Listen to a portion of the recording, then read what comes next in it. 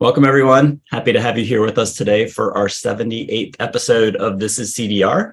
This Is CDR is an online event series presented by OpenAir to contextualize carbon removal for policy that OpenAir is working on at every level of government here in the U.S., as well as in national and subnational jurisdictions globally.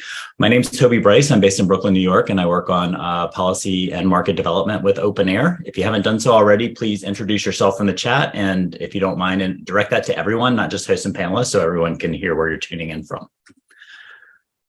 Quick background on OpenAir. We are a distributed all-volunteer network dedicated to advancing carbon removal.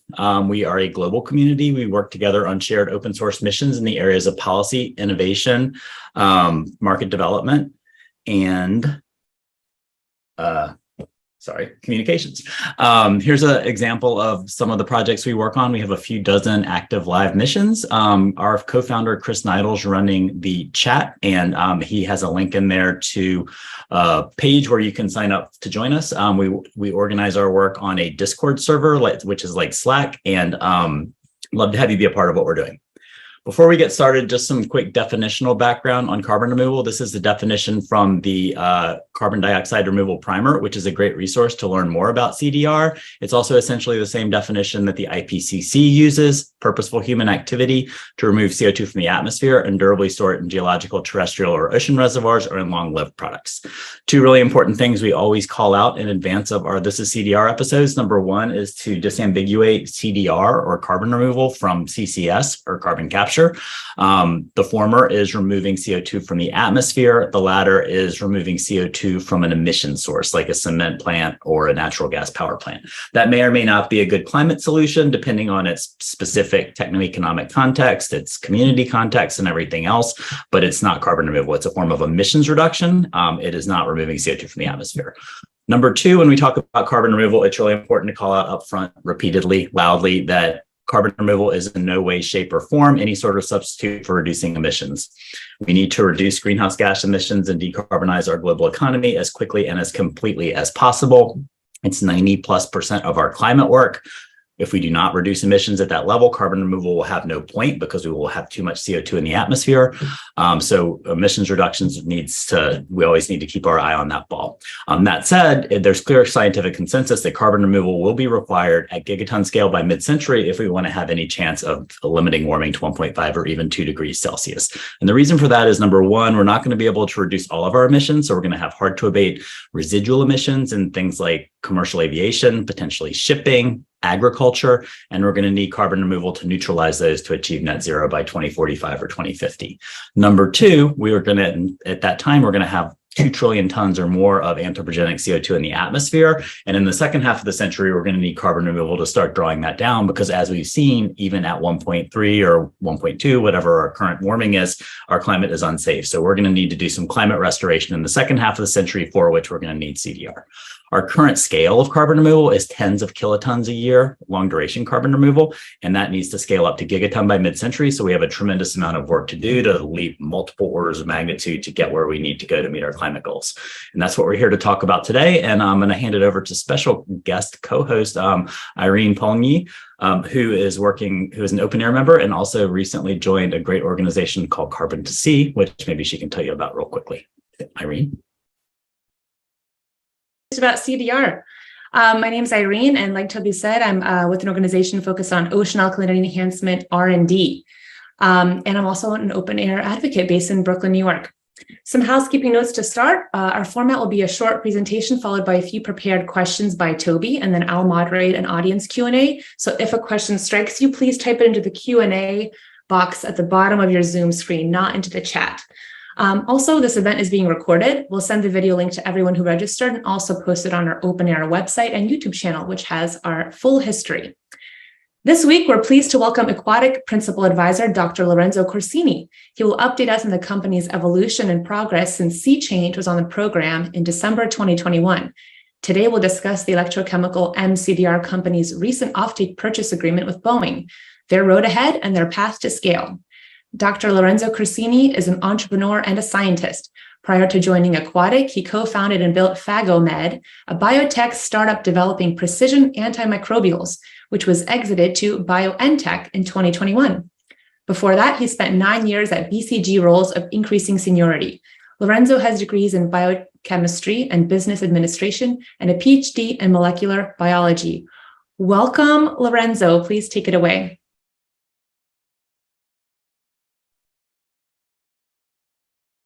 Hi, everybody. Thanks, Irene, for the very kind introduction. I'm going to share my slides here. All right.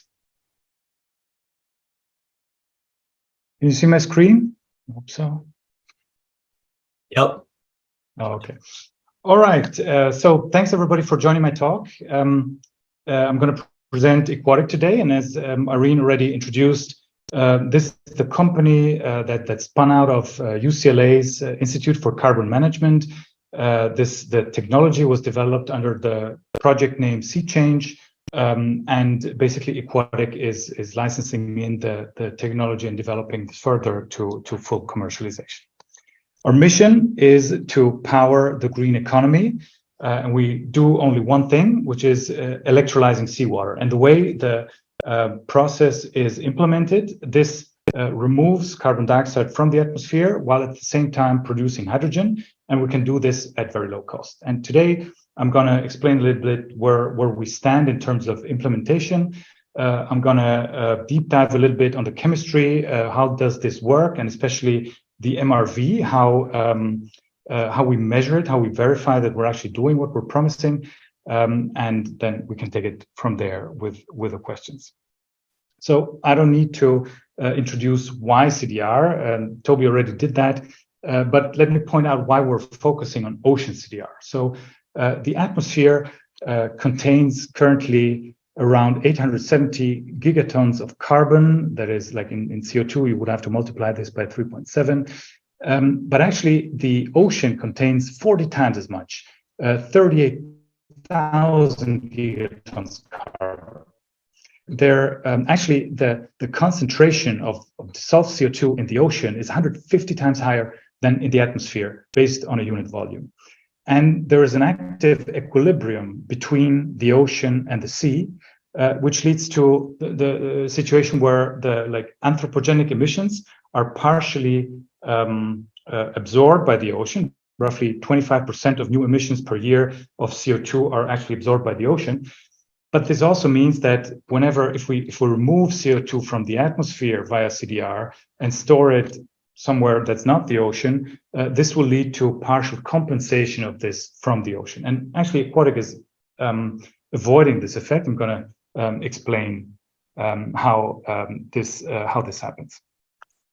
So what we do, we have coupled chemically the removal of CDR from the atmosphere with the generation of hydrogen.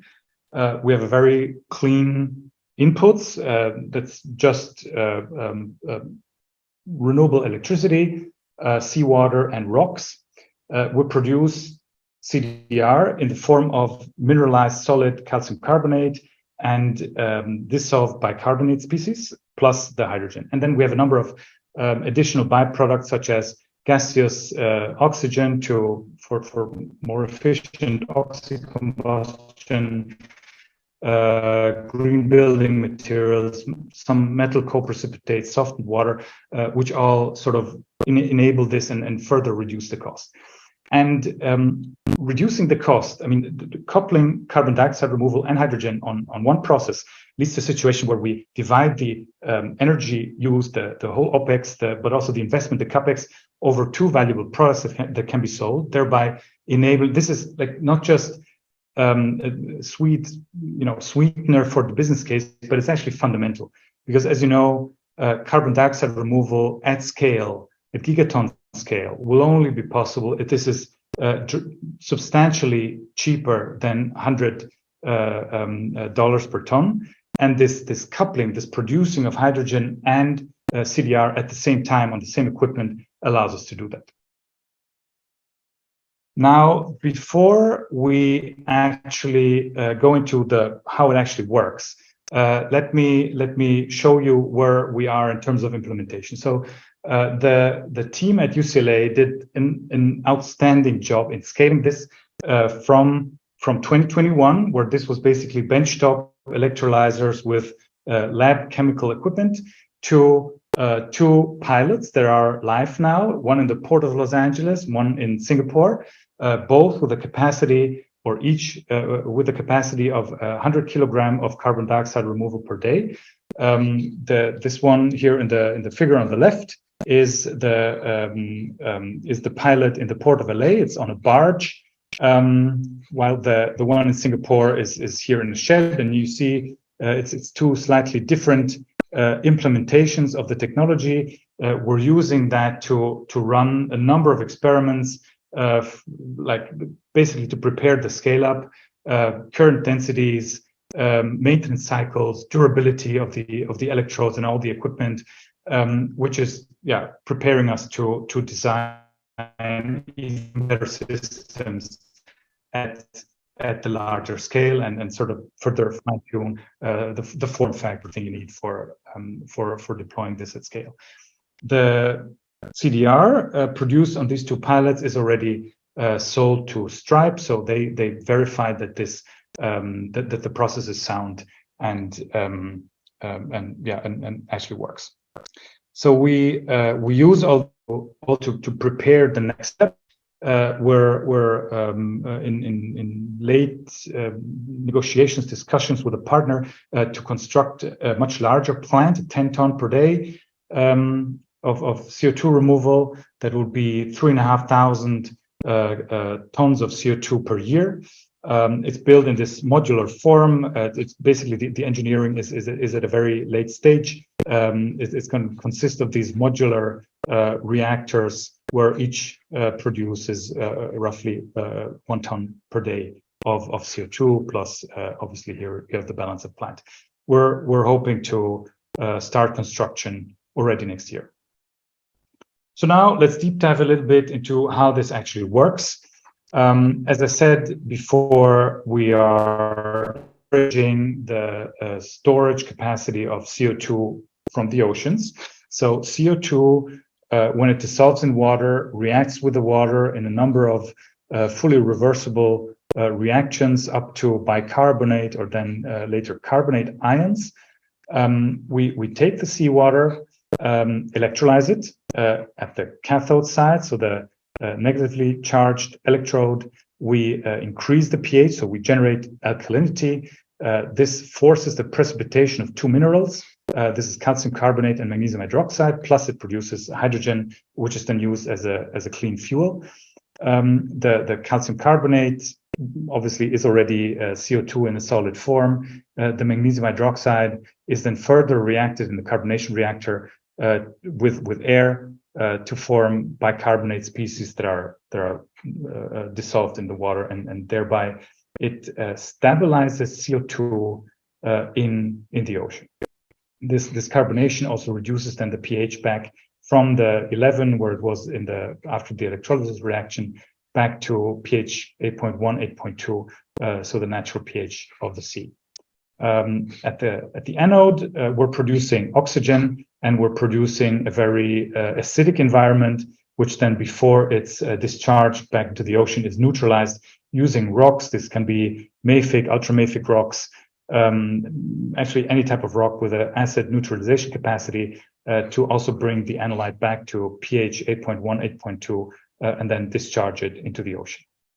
By the way, all the technical details are published in these two peer-reviewed articles that are also linked on our webpage, so you can read all the details that you want.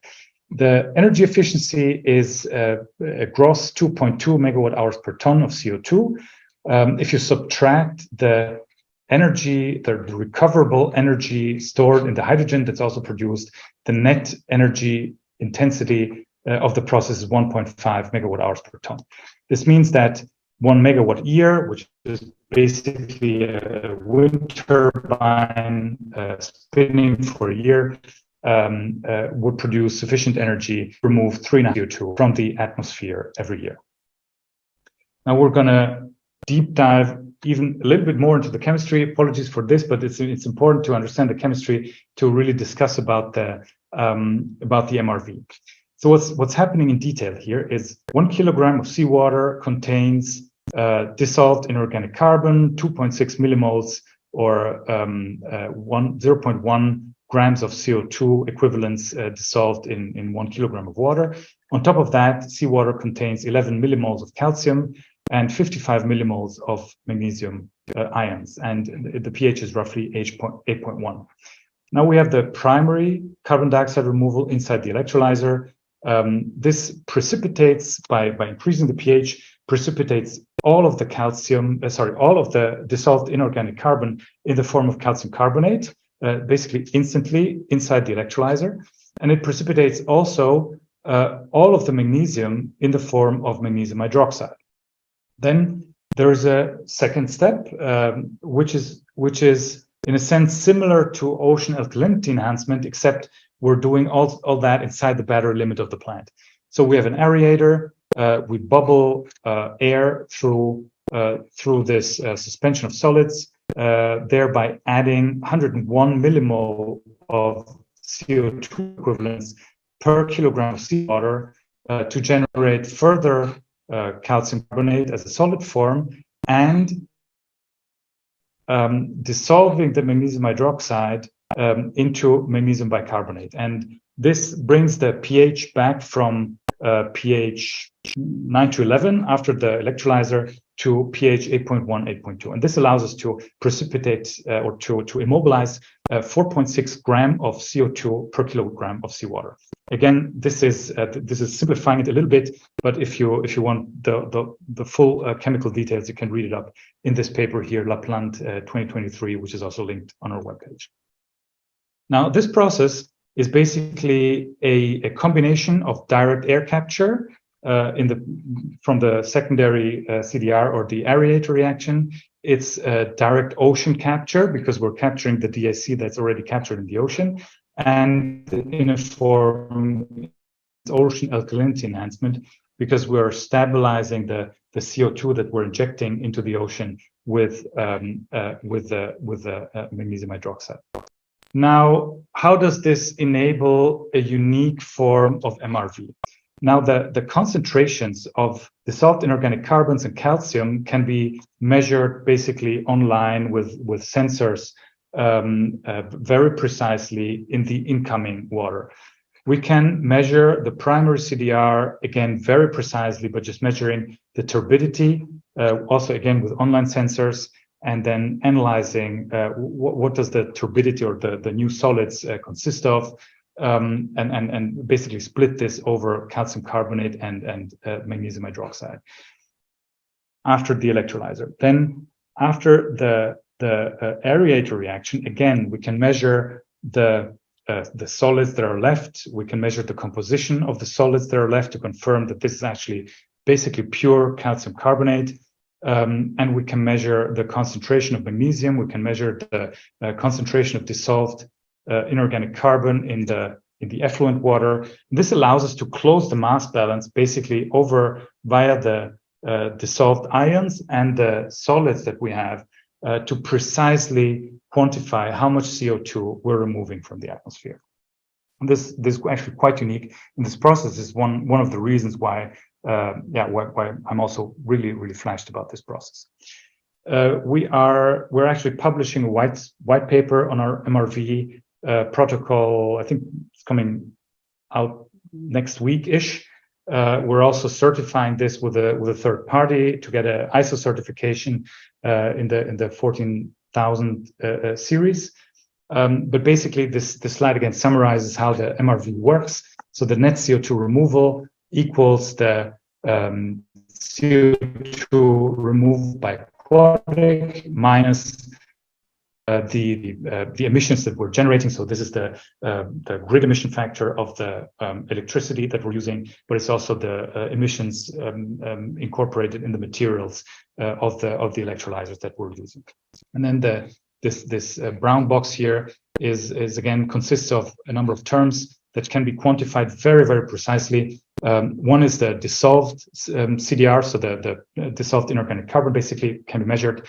The solids can be measured, and then we have to subtract potential evasion from seawater, which in our case is negligible. That's basically zero, but still can be measured. And again, it's all published in this paper. Equatic is also avoiding another big problem that some other methods have, which is re-equilibration by the ocean. So as I explained in the beginning, we have 870 gigatons of carbon in the atmosphere and 38,000 gigatons in the ocean, and the two are coupled by what's called Henry's law of partial pressures. So there's an equilibrium constant. If you change one, you change the other, and it's reversible. And so you can read it up in the literature. Roughly 28% of new anthropogenic emissions are reabsorbed by the ocean every year, and this is bidirectional. So if you remove CO2 from the atmosphere, this will be partially re-equilibrated by the ocean.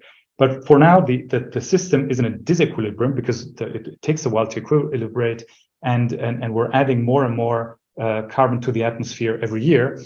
And this paper here, Keller et al., calculated what would happen actually if we instantly removed 100 gigatons C from the atmosphere. And basically their model shows that up to 75% of that would be reversed by ocean re-equilibration over the course of 100 years. So this is to say between 28 and 75% of any method that doesn't increase the ocean's capacity to bind CO2 will be partially reversed by ocean re-equilibration. And Equatic is avoiding this problem by injecting not just CO2, but equilibrated CO2 in the form of the dissolved magnesium hydroxide. So we're in essence shifting the equilibrium or increasing the storage capacity of the ocean. We're basically avoiding acidification of the ocean by CO2 by doing it the way we're doing it. Now, there are a number of advantages of the CDR method that Equatic is using, and we like to look at it across these dimensions laid out on the slide. I'm not going to explain every individual square of this matrix, but what we look at is hydrogen generation. So this is quite unique. There are some other methods that also simultaneously generate CO2 and generate hydrogen, usually other ocean-based methods, but all the other methods don't. And this means they can't leverage this cost advantage that you get by generating a product that actually, if you calculate it, the value per kilogram of hydrogen is much higher than the value of CO2 per kilogram. And so this really reduces dramatically the cost of removing CO2 from the atmosphere done in this way. The durability is also unique. We know that that CO2 is stored in the ocean since millions of years, and we can follow the concentration of that over the course of the millennia. We know that CO2 immobilized in the ocean in the form of calcium carbonate solids that won't dissolve because the ocean is essentially an oversaturated calcium carbonate solution, and also the CO2 immobilized as bicarbonate won't just dissolve because it's stabilized as bicarbonate. It's clearly additive. Is really low. CDR to measure basically all parameters that you need to better for large tests or something similar. The scalability is, I think, absolutely unique in the case of Equatic. This is it's an engineering problem. So meaning it can be scaled. There's no reason why this can be scaled. Big part of that is the low cost. Obviously, a limitation to scalability in many methods is it would cost so much that societies just won't sign up to pay that much for CDR to get it removed from the atmosphere. Enabling cost well below the $100 per ton will make it possible, will make it politically feasible. I'm not saying it's going to be easy, but I'm saying it's going to be politically feasible to scale this to the size needed to really make a difference to the client. And I've been talking about the cost for some time. So we validated the business model already by lining up some quite large CDR offtakes with Boeing and Stripe. This is over 60 kilotons in CDR offtake that secures basically a substantial part of the capacity of our first commercial scale plants, which is, on the one hand, it sort of validates that at least for lower amounts there is a there's a market demand for this, which allows to build the first commercial scale plants. Also, having the parts of the capacity secured for the first commercial scale plants really makes it a lot easier to set up, to come up with the financing and then all the other elements needed to build large commercial scale plants and further develop this technology. For example, to ride the experience curve and reduce cost further. So this is our plan to scale. Very ambitious. We have these pilots in Los Angeles and Singapore online since March this year. Each produces 100 kilograms of CO2 per day, plus roughly 3.5 kilograms of hydrogen per day. As I said, we're in late stage planning for the sub-commercial scale plant that would be 10 tons of CO2 removal per day, 350 kilograms of hydrogen per day. That amounts to roughly 3,500 tons of CO2 per day, per year. This plant is planned to come online in 2025 already. This is basically the stepping stone that is needed, the engineering, translation, bootstrapping to the first full commercial scale plant, which could come online already in 2026. This would have a capacity of roughly now 100 kilotons of CO2 per year and 3.6 kilotons of hydrogen per year. And then from there, we can build more of these, build larger plants, and so on. I'm convinced about the technology. This is my last slide, actually, before we open it for the discussion, because this technology is one of the only ones to hold the potential to really scaling it to a gigaton scale, to removing gigatons of CO2 from the atmosphere per year. And it's not just that it's great that it's at the cost. One reason that it's gigaton feasible is that the perspective is to get to cost much lower than $100 per ton of CO2. It's the MRV that this method allows is very unique. As I explained, we can calculate basically to the gram with two different methods that can then be cross-checked against each other, how much CO2 we're removing, how much hydrogen we're producing, and what the net effect is. We already validated the business model with meaningful offtake agreements, and we'll have the first revenues already in 2023 out of these offtake agreements.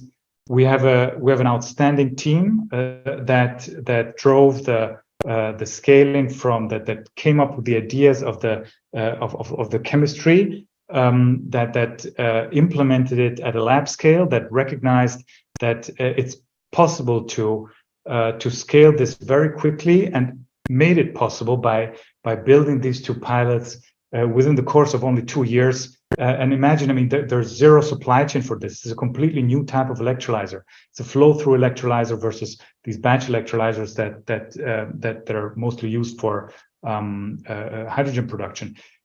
So we had to build it from scratch.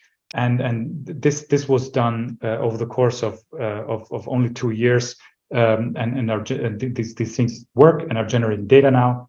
We have technical partners lined up to build larger scale plants, starting with the sub-commercial scale and then the larger commercial scale plants, with partners for the manufacturing, for the actual development of the technology and the engineering. and we're backed by A+ investors, by donors, both philanthropies, but also actually grants from the Department of Energy that enable hopefully a very fast progress. And with this, I'd like to thank you for your attention. This was a quick run through over what we're doing and the technology. And with this, I'd like to open it for questions. Lorenzo, that was great. Thank you so much. And I think we and the audience really appreciate the indulging us with the chemistry. It helps to understand the process, and it was great to see all that. Do you mind unsharing your screen so we can better look at you while we're talking? So we have a bunch of audience questions. Let's keep those coming in, and everyone, please put those in the Q&A channel because we can't manage them if they're in the chat because there are going to be a lot of them. So we will only be able to get questions that are in the Q&A channel. But we're going to start with a few prepared questions. Number one, how did you join Equatic? I know you're based in Austria and you have a really, Irene read your bio, and I'm not sure if everyone processed it, but you have a really fascinating background. What brought you to thinking about carbon removal and specifically UCLA and Equatic, and how did that journey happen? So I really like building businesses. I was at the Boston Consulting Group for 9 years, helping business scaling, solving business problems. Then I built my own business, sold it to BioNTech. And afterwards, I was really thinking, okay, where could I apply my skills? Who can I help? I was looking for different CDR technologies because it's clear that we will need CDR. There are so many different methods that are like most of them in a really emerging phase. So I screened the literature, read a lot of papers, talked to a bunch of professors, and there I found the ICM team because they really stood out in my view with their technology, with the logic, and in a sense also the elegance of it because it's so simple. With the ambition that they were building these 100 kilo plants per 100 kilo per day plants, and so I offered my help, and so we got talking. One thing led to another, and so here we are. And do you see any parallels are often drawn between vaccines and carbon removal in certain ways, particularly on the demand side? Do you see any, what are your learnings from that part of your background that you feel like you're applying as you take on this big new challenge? Yeah, so I mean, the building businesses has certain parallels always. I mean, the parallel here is that it's a scientific business. It's a science-based business. It's deep tech in some of its elements, and the challenges around organizing it, around sort of whack-a-mole on the different problems, on debottlenecking everything, on building the team, motivating the team, hiring the team, setting up stable processes inside the company. That's all things that are actually quite transferable. Having seen what sort of problems, what sort of maybe early mistakes we did at PhagoMed helps here. Having seen how very large companies set up different processes at the Boston Consulting Group also helps a lot. So there are a number of transferable elements across my CV. Got it. And just Equatic is now a fully independent company. What is the relationship now with UCLA? So ICM developed the technology. Equatic licenses the IP. Equatic is completely independent. Obviously, there are founders who are shareholders who are at UCLA.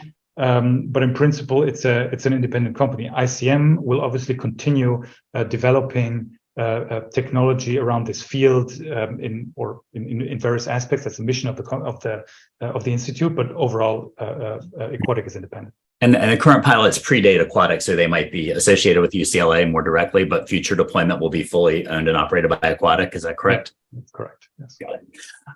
Okay, so you shared a lot of information and parameters, and it was hard to get minds around all of it. I just want to drill down a little bit into the individual modular form factor. That is it a ton a year of net CDR from that double stack containerized module you showed? Per day. per day. 1 ton per day. 1 ton per day. So that's each one of those does 360 or 350 with your capacity factor per year.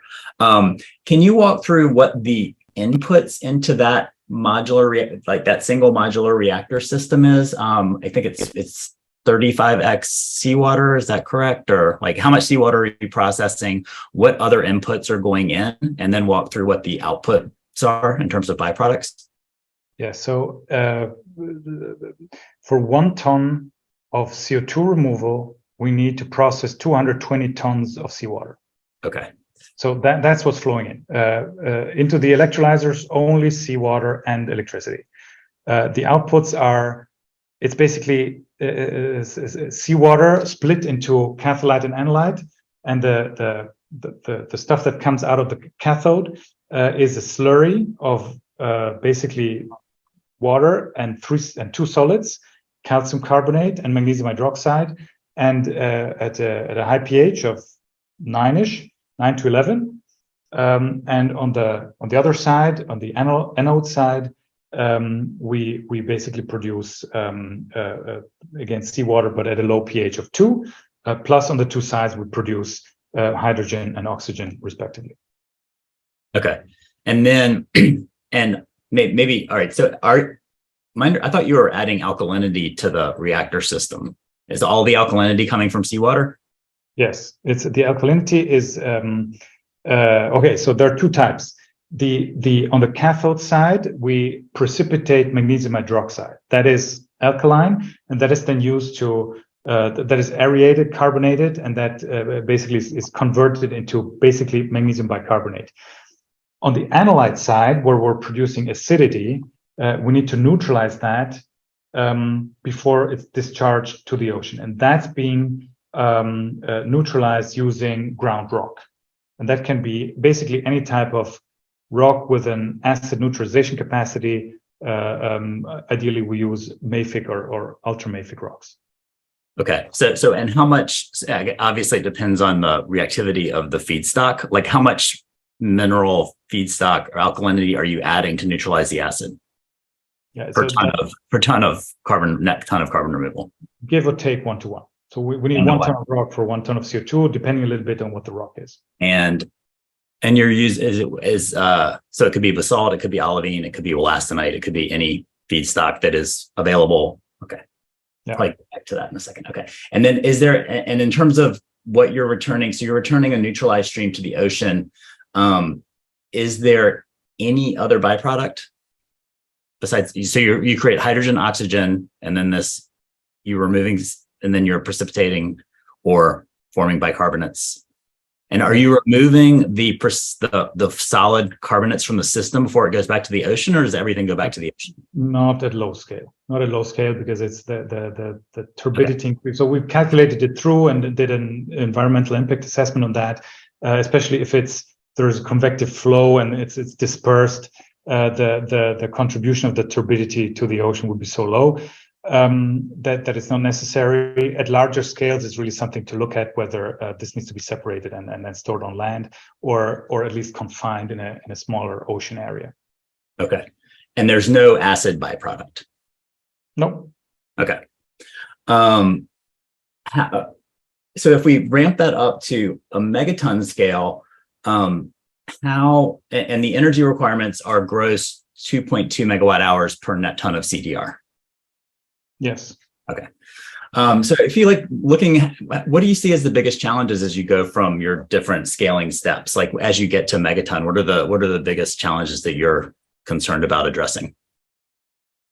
So this is a pure engineering problem. Okay, so there will be challenges around execution risk, financing risk, building the team, finding partners, and like selling it and so on. But in principle, this is a pure engineering problem. If we go to megaton scale, then we're talking about something like 300 megawatts of electricity. That is substantial amounts that we won't get just from the grid. So this needs to be connected to basically off-grid renewable power generation, basically. megaton CO2 removal per year also means a megaton of rocks that need to be dissolved. But that again, that has been done before. If you take a coal-fired power plant with black coal, that's bringing in train loads of coal per day. In the infrastructure for that is there. It's typically 110 car trains with 100 tons of coal per car. That's 10,000 tons of coal on one train, and they'll get like a big coal-fired power plant takes several train loads per day in of coal, right? So that is, yes, I'm not saying it's easy, but it's definitely, it's a big infrastructure project, but it's not impossible. This is something that has been done before routinely.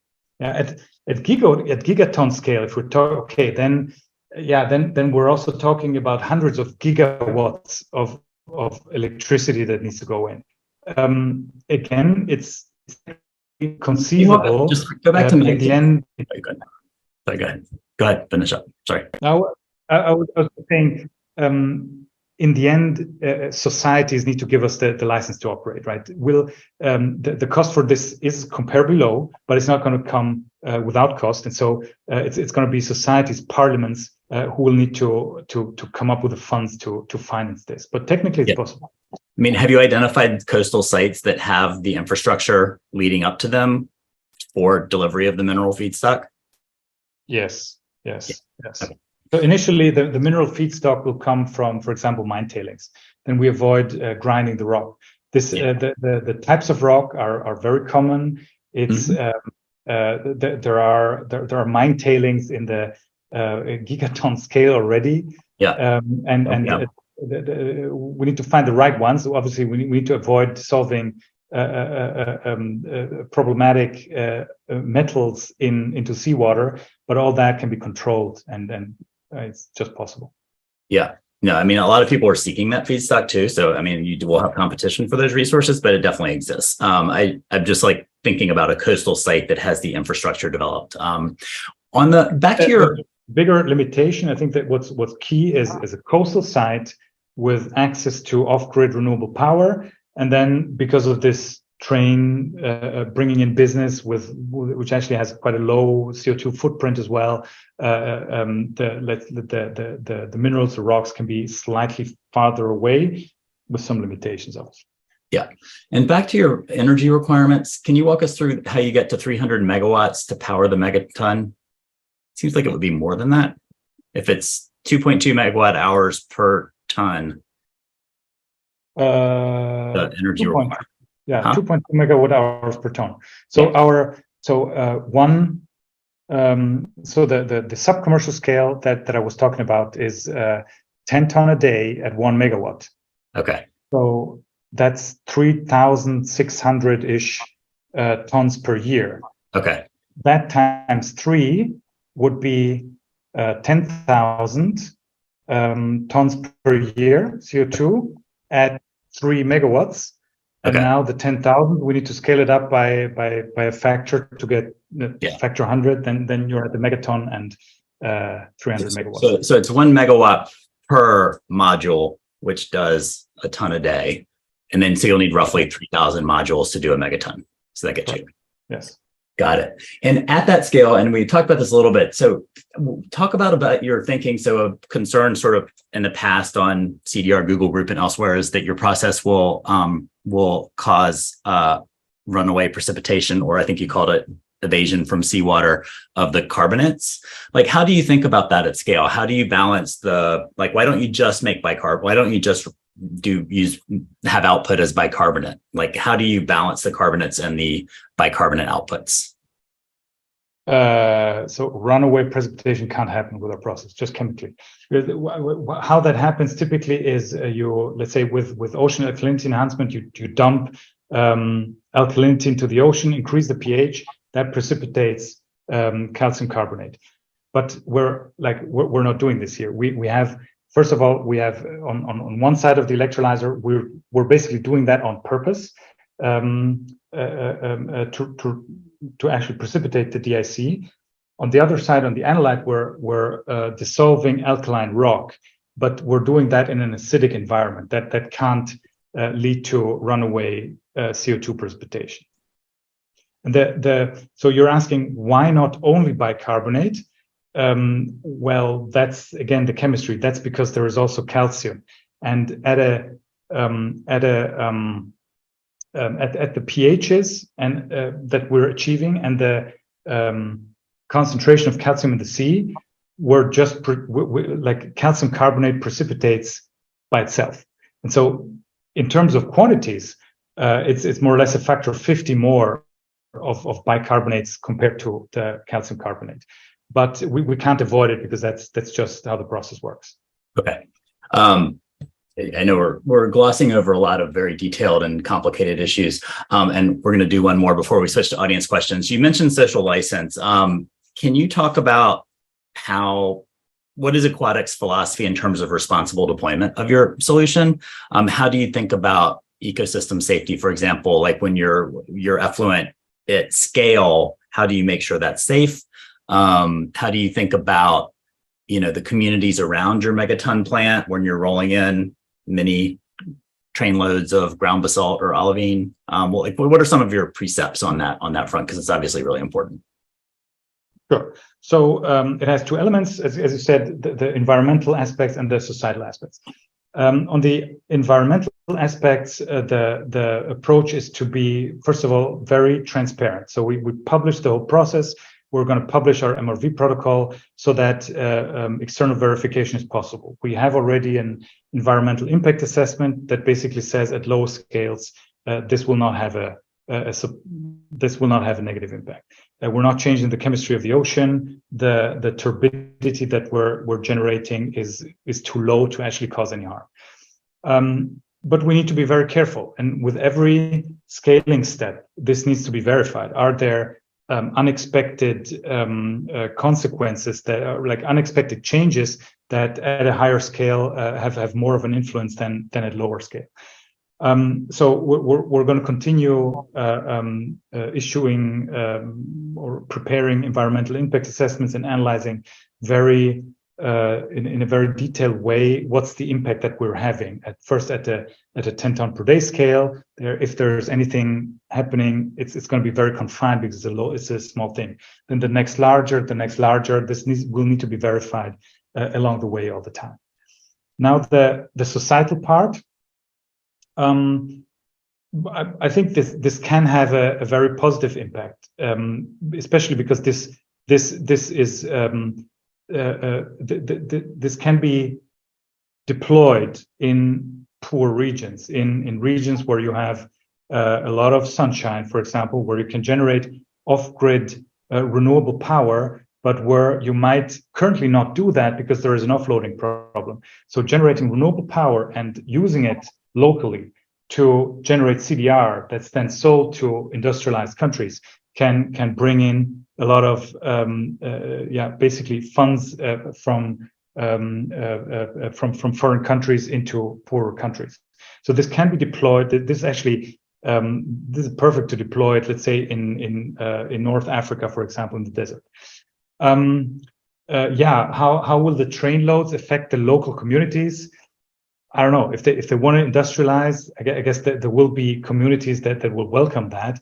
We shouldn't do that in a natural reserve, obviously, or in an area where this shouldn't be done. But building industrial infrastructure in regions that need it can also have a very positive impact. Got it. And Irene, do you want to come on and ask some audience questions? One quick last, just true up point on the megaton scale plant. What is the footprint of the actual plant, like in 8 hectares, or how big is it? So the 1 megawatt is 600 square meters, 600 to 800 square meters. So that times 1,000 for a gigawatt, which that would be 1,000 times that, more or less. So this is not a relevant. This is quite small. It's an industrial site. No, I meant the plant, the CDR plant. Yeah. Oh. So the whole plant, the 10 ton per day plant, will be on a footprint of 600 to 800 square meters of land. Okay. All right. I'll do the math. Irene, thank you, Lorenzo.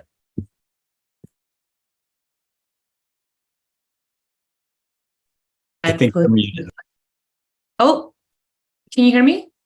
Yes. Okay. One additional question on the community engagement. You mentioned a few of the analyses that you guys have done around environmental impact assessments and all that. Can you speak a little bit more about specifically what you're doing in Los Angeles and Singapore to bring the community on? Are there any tactics that you guys are deploying there? So honestly, at the pilot stage where we're at 100 kilograms per day, we're like the engagement with the community is limited because the impact on the community is very limited for these things. In the port of LA, our barge is a very little thing in a giant in the industrial side. But we are, I mean, we're laying the groundwork by being very open in what we're doing, by engaging with the scientific communities via our publications, but also with the general public via, for example, conversations like this. And other like press releases to make it public and be open and transparent what we're doing. We're going to publish our MRV to make it possible to validate and to verify what we're doing. So the approach is really to do it in an as open as possible way, so that we can engage with potential critics. Got it. Okay, so something that you're going to be engaging a little bit more as you scale up. Are there any pieces of policy that you're looking at tracking closely now? So obviously the IRA is something that will catalyze this, at least when the CDR is generated in the United States. Other regions are producing similar pieces of legislation. So I guess reducing emissions and forcing people, like making CDR mandatory in cases where it makes sense, will be a catalyst. Obviously, we're relying right now on voluntary markets, but it's clear that this is useful for the beginning. It catalyzes the development of the technology, but at scale, we need more regulated systems. So we're looking at IRA-like pieces of legislations in other countries. We're looking at MRV and the verification of CDR and the standards that are slowly being developed there. Obviously, there's a big gap, which I guess is partially also holding back the industry, and like how different these standards will be region by region. Thank you. On the topic of MRV, we have a whole bunch of chemistry questions and engineering questions, but one MRV question is, if a significant amount of the CDR comes from ocean alkalinity enhancement, how do you verify that actually ends up taking up more CO2? Is this an assumption that you make, or are you verifying this with ocean modeling? No, we actually measure it. We measure it inside the battery limit of the plant, because it's ocean alkalinity enhancement would be if we take the magnesium hydroxide produced on the cathode and just dump it into the ocean. Then we would have to rely on field scale trials and calculating somehow how much CO2 that is taking up. But because we're carbonating all that, we're converting the magnesium hydroxide solid into dissolved magnesium bicarbonate, or actually, like, more precisely, the whole range of dissolved inorganic carbon species. And that can be measured very precisely inside the battery limit of the plant before we discharge it. Got it. Okay. One more question about the rock that's being used to neutralize the acid. You mentioned mine tailings. Can you say a little bit more about the type of rock and what happens to it next after it's used to neutralize the acid? So the full details can be read again in our paper. We have calculated all the acid neutralization capacities and then compositions of different rocks. But briefly, it's being dissolved in the analyte, meaning that after that, if necessary at all, we need to remove any metals that might have a higher concentration than the discharge limits, which again is a like industrially completely established process. There's nothing special in that. It's being done at scale, and then we flush it back to the ocean. Super. Okay, thank you. And an engineering question from Melissa. Maybe you can speak to some of the barriers to additional scaling, especially from an LCA perspective. And then I'll kick it back to Toby. I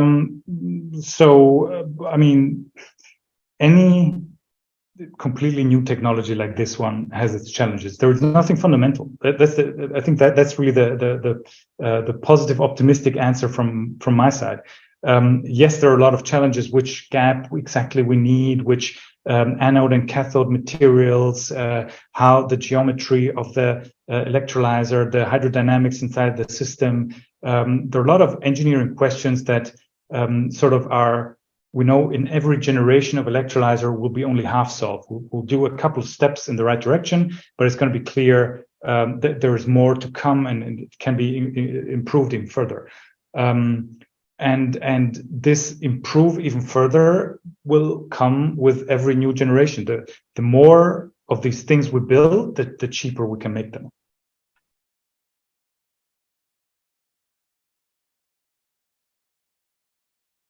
Toby, for the last few minutes. Excellent. Thank you, Irene. That was fantastic. It's great to have you here with us. And Lorenzo, really appreciate your time and dialing in the evening from Austria. It was great to learn more about what's going on with Equatic, and super exciting to just see all the progress that you've made since I guess you were on a year and a half ago. More. Be well. We're just staying in touch. I am going to briefly share my screen here. We have a couple things coming up. As always, if you're in the audience and you live in the states of California or Massachusetts, we have 2 pieces of legislation that Open Air is working on in those states that we could really use your help with. So please message us, reach out to us. We have advocacy tools they're really important pieces of carbon removal legislation. And then let's see. Yeah, we talked about that. So we're actually taking a break next week, the 22nd, which is 2 weeks from today. We have Octavia Carbon with special guest co-host Emily Haygood. Mega will be back with Emily, and Emily is a recent graduate with Klaus Lackner from Arizona State University and started as a research engineer at Heirloom. So super excited to have her join us for This Is CDR. And then we have Crew Carbon on the 29th and Seaworthy, which is a focused research organization looking to advance marine CDR MRV on the 5th. And we'll be announcing a fall slate soon. So lots coming up. See you in 2 weeks with the great folks from Octavia Carbon. Thank you for being with us, and we look forward to seeing you next time.